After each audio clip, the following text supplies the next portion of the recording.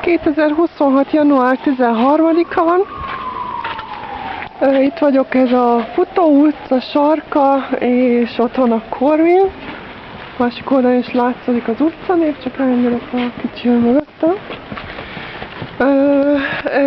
Elhatároztam, hogy csinálok videókat úgy, hogy az egész, nem is az egész, hanem az összes útvonal látszódni fog, amelyet bejárok a hajléktalanság során Budapesten. Majd meg fogok osztani egy térképet, illetve azt hiszem, hogy már megosztottam, de majd még egyszer megosztom, hogy biztos legyen. Készítettem egy térképet, amelyen látszódnak az ellátóegységek, ahol szoktam a szolgáltatást igénybe venni. Döntően pesti oldalon vannak,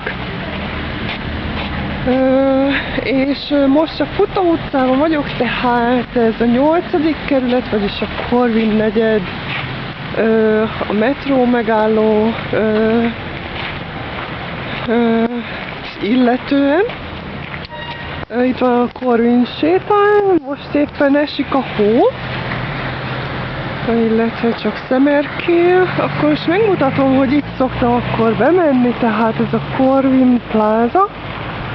Nem jön semmi, akkor átmegyek az úttesten, és azért ott kezdtem a sarkon, mindjárt megmutatom, tehát ott kezdtem az utca sarkán, mert van már egy videó, amelyiket a Práter utcai Menhely Alapítvány nappali melegedőjétől kezdtem, viszont az egészen a Práter utca elejéig folytatódik, majd összekapcsolom a két videót, hogy lehessen látni.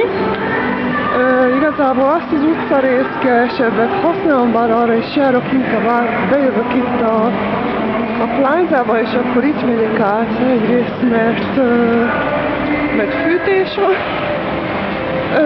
Nem utolsó sorban ez számít, amikor nagyon hideg van, mindjárt a Metropolból mutatok egy részletet. Elkerülök valakit, hogy összeütközzünk. A mai Metropol például, tehát ez egy ingyenes lap, mondjuk hívhatom lapnak. Ugye nincsen rajta tehát a média típus neve. 2026. január 13. Hókáosz Budapesten, és akkor a kisgyermekes anyukák, ha tehetik, ki sem mozdulnak. Babakocsival lehetetlen közlekedni, a legszakarítatlan járdákon és áthatolhatatlan hókupacokon írják. Hát ez a kültéri körülményeket illetően a címlapon, tehát ez látható. És akkor ehhez képest tehát, ahogy egy nemrégi videóban elmondtam, hogy 6 órakor ébresztenek bennünket az éjjeli menedékhelyen, és 4-8-8-ig ki kell jönni. Sokszor még sötét van, amikor kijövök, mondjuk fél hétkor kijövök, és akkor itt 9 órakor nyit a nappali melegedő, azt meg kell várni, hogy kapok reggelit, tehát 9 órakor, és mindjárt mutatom egy pillanat. Tehát az időjárás előrejelzésén -6 és 0 fok közötti hőmérsékletet látok Budapestre, tehát ez január 13-a. Akármilyen időjárás van, ki kell jönni. Ez érdekes mondjuk a hőségriasztás idején is.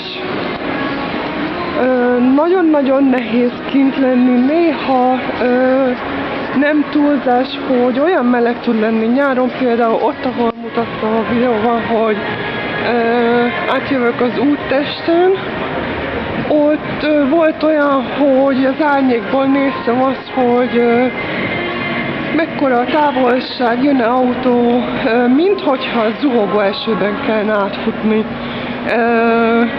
És akkor megvártam azt, hogy nagyon gyorsan át tudok jutni. Annyira meleg volt.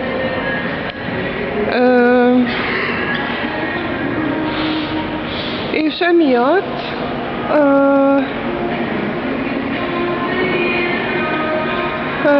bocsánat, elveszettem a fonalat, hogy mit akartam mondani, ugyanis ott a Corvin Plaza bejáratánál van valamilyen akadályoztatás, nem nyílik talán az automatikus ajtó.